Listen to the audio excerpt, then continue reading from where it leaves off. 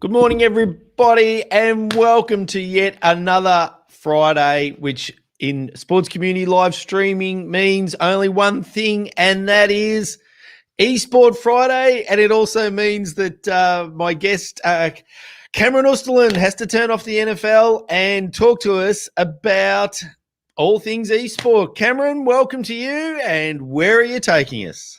Well, you got to rub it in that I have to turn off the NFL. Yes, it's good timing. Well, today, we're using our big brain hats. We're going to do a bit of linking between some concepts that we've talked about before, not just on the live stream, but in podcast episodes gone by as well. So I'm trying to bring some concepts together, but looking at one of the biggest, probably not the biggest, because you've got quite a few of these types of events going around, but one of the biggest gaming exhibition events that goes around the world, PAX, which is also known as the Penny Arcade Expo exhibition. Got lost to the word. So, what is PAX? I don't know. Have you heard of it, Steve? Have you heard about PAX Melbourne down at the Melbourne Convention Centre? Cameron, I'll be brutally honest and say I have not. That's okay.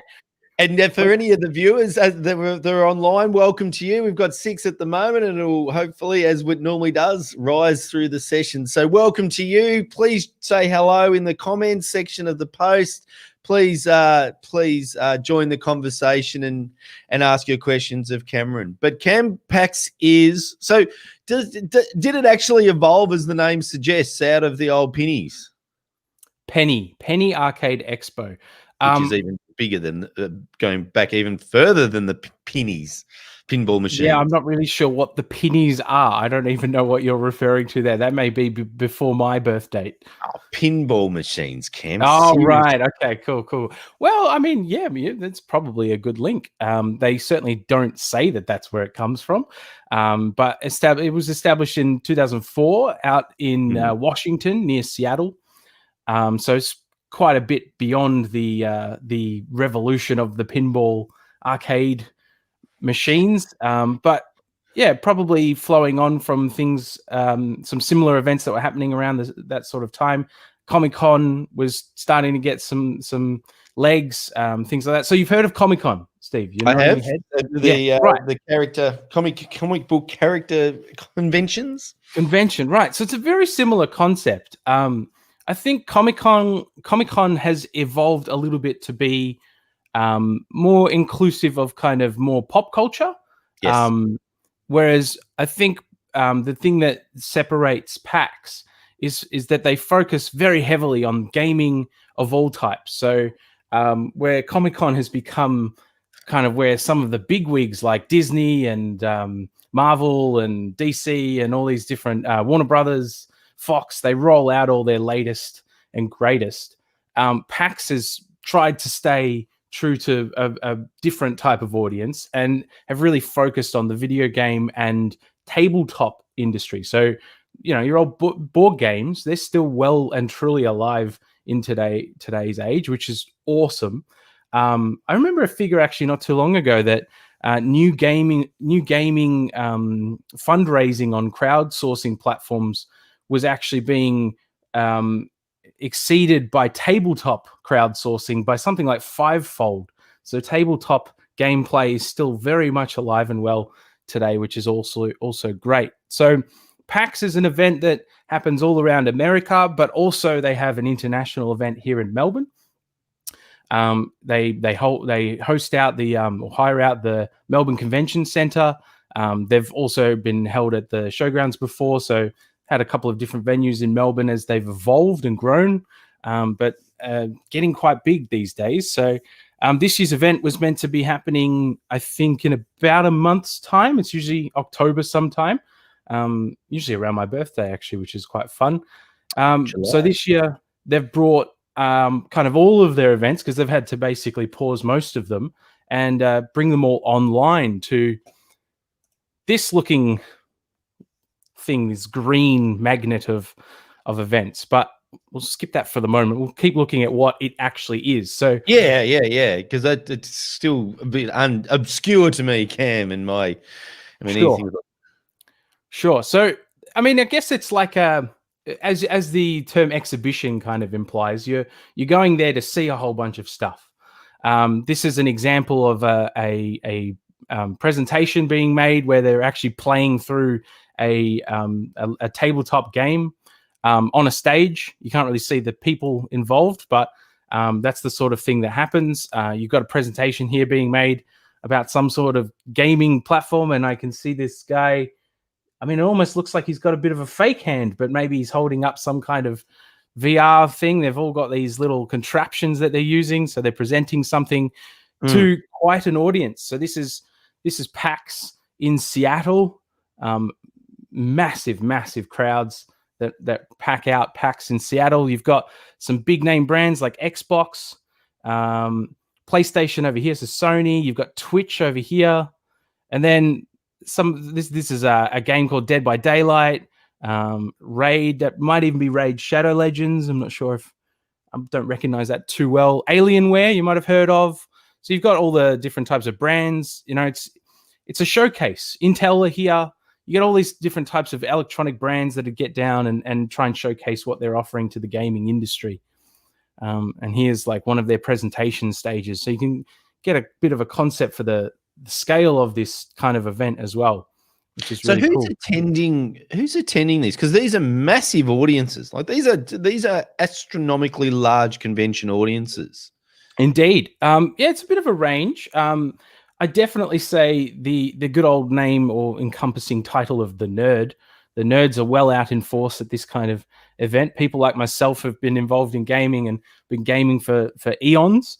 You have the cosplaying people, you've got tabletop fans, but basically anyone involved in the gaming kind of industry, whether you're a consumer, a creator, or just a fan. And you know, it's probably a range of anywhere from kids to people in their mid 40s, 50s even, who are involved and enjoy the kind of scene. This is from Melbourne. So this is the NVIDIA and Nintendo platforms from Melbourne last year in 2019, maybe even 2018. Before you go on, there's go. Can you just go back to that last screen cam? Because the one thing that strikes me about this photo is, except for two in the bottom left-hand corner, it's predominantly white male audience. The two females in the bottom left, or relatively bottom left corner, but one of the things I've really been noticing, with the obvious exception of Loser Fruit, who you like to profile regularly, it seems to be a very male dominated audience, which I found interesting. Probably male majority. I don't know that I would necessarily call it male dominated. Gaming does have a bit of a I don't know. There's a bit of a gender issue within gaming in of itself, where it does tend to be, especially from the top down, quite male focused.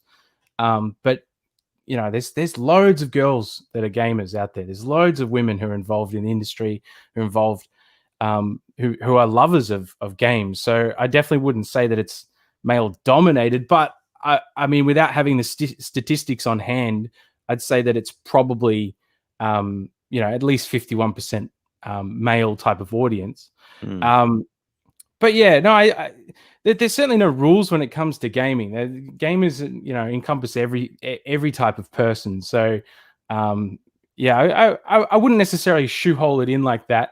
But from the top down, they do tend to focus the big brands like, you know, Call of Duty, your EA games, the sports franchises. They do tend to focus on the male population as a target demographic, and sometimes that's not necessarily the best move for them to make, but they do that for sure. What is there a point to that you wanted to go through? It was, well, the background to that came from a discussion I had with Vic Health looking yesterday, actually talking about future doing sport differently, which we do on Wednesday, case studies. And I was talking about esport, and they said that they've done a lot of research on esport And one of the surprising things they found was the vast majority of participants certainly in Victoria were white Anglo-Saxon males, which actually surprised me a lot.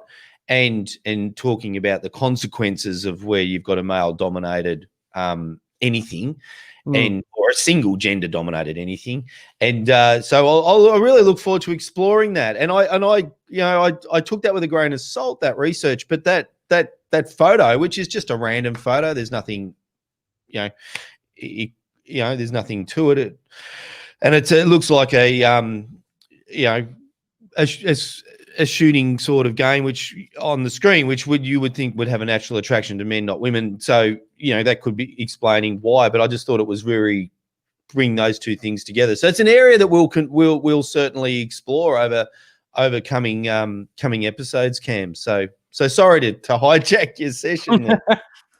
Oh, we'll just have a couple look. So these are just pictures from the Melbourne event. I just wanted to show kind of the differences or the similarities, I guess, between some of the US events and the Melbourne event. So probably not the same kind of scale, the US event, but although it is hard to tell because the Melbourne Convention Centre is so broken up. You've got smaller halls but spread out over a longer area, so it's hard to get kind of the same kind of image that we see here where everybody's kind of in the one place at the Melbourne Convention Centre. So, I mean, this is a good example. This is an entire hall at the Melbourne Convention Centre that's almost entirely dedicated to people coming to play tabletop games together. So, it's an opportunity for people to come together and try new things, to play old things, to have a go at something they've never seen before, and expose themselves to something that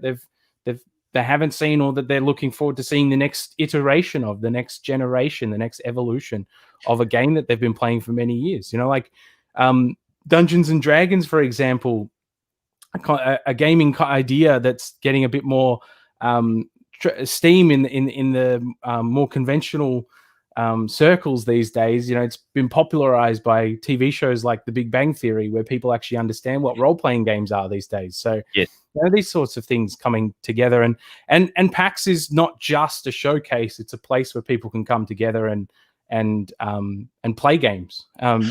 Just seen a Tom Brady jersey in the middle of that, by the way, which is kind of fun to see. I want a new one. But it goes back to that basic core concept of community, which sports is based on as well, that people want to belong to something, but also where there's the opportunity to create that social connectiveness. Yes, the majority of it may be online, but what we're seeing with this type of thing is that it's not just online. So we can that's really important part, I think, of the culture moving forward.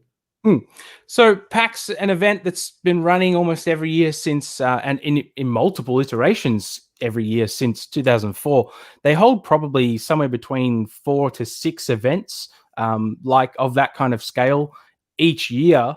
2020, obviously throwing that curveball in the mix, where this year they've gone online, which is, I guess, one of the concepts that I wanted to talk about, using PAX as an example, where this is something that you wouldn't necessarily think that you could take and just put online.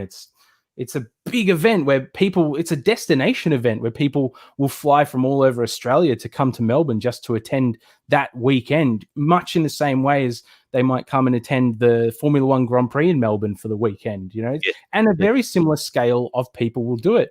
150,000 to 200,000 people came to the 2019 event, where the Grand Prix was about 350,000 over a weekend. So, we're up there in the hundreds of thousands of people, and not all of them will be, from Melbourne. So, how do you take something like that? What's the benefit of going online and doing something differently when you can't have that in-person event that you might think, okay, well, we can't run our raffle this year, for example, because how do we go and sell it face to face? Well, maybe that's not the case. Maybe you can run some of the events that you've traditionally run. You just got to think a little bit outside the box and do things a little differently. And that's what PAX is doing. So instead of them having 4 or Sorry. 5 events. Yeah, The sorry, other go. and one of the things that conventions and exhibitions allow us to do is it allows us to see what technology is available that allows us to do those things differently. So you raised raffles, so all of a sudden that allows the conversation to go say, hey, there is a platform that does that, rafflelink.com, that allows clubs to do that, and clubs have been using that very, very successfully. And that's one of the things with conferences and exhibitions is they let people know what's there and what the innovations have been. And I think that's why they're so valuable. And so how are they doing that in a virtual sense rather than a physical sense? Yeah, so they've taken what is traditionally a spaced out event over the year with, one weekend where you might rock up at 10 a.m. and then get kicked out at 5 p.m.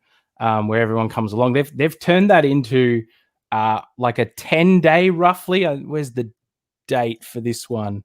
I've lost the actual runtime, but 12th to the 20th. So roughly 10 days inclusive of the 12th and the 20th. It's running 24 hours. So you could basically go and watch some kind of presentation. It might be a gameplay demo. It might be a technology presentation. It might be, like, for example, in the middle of PAX, PlayStation the other day just announced their pre-orders for the new console, the PlayStation 5, and they announced their pricing for that. So that may very well have been to get in on some of the PAX hype, to do that right in the middle, because there wasn't a lot of planning and a lot of pre-warning of that event happening. So you've got a whole bunch of different exhibitors that are coming to showcase new things that they're doing, new games, new tabletop games, and they'll either be showing pre-prepared videos that walk people through the gameplay of these sorts of things. They'll be showing new merchandise on offer. They'll have live streams with live interaction, all sorts of different things. And they'll probably run through some of the very similar things that they do at the event. They might even have some at-home showcase of cosplay. Cosplay has become a very big part of these sorts of conventions, where people get to dress up as their favorite heroes from the online world, the gaming world. So bringing that home element and engagement is all happening within PAX as well. And they're trying to take it into a multi-stream platform so that you can basically be watching anything at any time. And Twitch is one of the things that they're using to do that. So this is live right now. There's a couple of people playing some form of game. I have no idea what the context of this is because it's live and we haven't been watching it develop as we've been talking about it. But this is one of their channels. They've got, I think, 4 or 5 different PAX Twitch channels that are running concurrently with all different sorts of things going on each one. I wonder if we can see through to the other ones. I guess we'll go to the schedule and see what's going on. Doing a charity stream overnight on PAX, the PAX 2 channel. So different sorts of things going on. What we got tomorrow? I don't know what EGX is, but some kind of sponsored co-stream. Dungeons and Designers, which is, I guess, a Dungeons and Dragons themed type of thing. Jackbox Play Along Friday. So this is 3 different channels with different types of content. Future of VR gaming, medicine, psychology, and beyond. So very different topics all being discussed, all in online platforms though, which is really cool. So it just shows the convergence of traditional and virtual, doesn't it? Gaming into medicine and psychology. I mean, that almost in one topic headline, you've got a whole bunch of different concepts all being brought together, which is really cool. Yeah, traditional and futuristic. Yeah, cool. And another way that they're engaging with this, you've heard me talk about Rocket League plenty. This is the Steam platform, which I've talked about a little bit before. If we go to our Steam store, which is where we go and buy games online, and we get out of the Steam support, and this is where we'd just be looking at buying a game, something that's come out recently or something that's recommended to us or something that we like the look of. And along here somewhere, oh no, it's disappeared on me. there's The a ad PAX button. Oh, it always disappears when you're wanting to demo it, doesn't it? They've integrated the PAX setup into here. I wonder if I've got it real quick. No, can't find it. Sorry, it's all come undone. The value of There life. we go. So here it is within Steam. It was a lot easier to find before. So Steam has become a partner of PAX, I guess, in this format, where they're showing the games that you can buy. So this is like linking directly with the different games that you can buy, but there's a live video showcasing this game, which isn't out yet. So Hyper Brawl Tournament comes out on the 20th of October, and we could click on that and watch a live stream of them demoing what's going on, or go straight to the actual store page and potentially buy it. Or pre-buy. Yeah. So the live stream happening now in the bottom corner here. So yeah, just another way that they're kind of integrating that. But I guess the whole point of this conversation was to be thinking about stuff like how these guys took their raffle online. It's about trying to think about ways where you don't pigeonhole yourself as a club, as an entity, and say, okay, well, we can't do this in person, so we just won't do it, right? It's about trying to find ways that you can deliver this, because the online world, innovation provides opportunity. You've got an opportunity here to do whatever you want if you can find a way, and I'm sure there's plenty of different platforms to help you as a club deliver the things that you've been doing for many years, but in an online way. Yeah, you've just kind of made me think of what I've been thinking of for a while, but kind of does lend itself nicely to maybe Technology Tuesday, where we might showcase different things that technologies that are available for clubs right here and now, that most clubs potentially don't even know, to make their lives a lot easier. As you know, we randomly talked about rafflelink.com today, which again, no commercial relationship with them. But conscious of time, Cam, have you got anything else for us today, or is that it's taking us? No, the last bit was just me trying to, kind of use some of our examples to bring them online. There's all sorts of different ideas out there, and plenty of them you could take from a real world in-person perspective and take it online. And yeah, it was just that whole concept about trying not to get stuck in, oh no, we can't do it in person, so we can't do it. Maybe you can. Virtual AGMs is just a logical thing as well in that space. But what it does mean, Cam, I think this time next year, when the COVID is well and truly under control, I say optimistically, and we can get into large groups again, I think we should live stream from this conference next year when it comes back to Melbourne, Cam. I think that'll be a nice little education, I am sure, for my good self. So, mate, brilliant as normal, just coming at it from a different angle as normal. So thank you to everybody else. Stay safe over the weekend, and we look forward to being part of your sports community next week. I'm Steve Palace. He's Cameron Ustelin, and have a great weekend.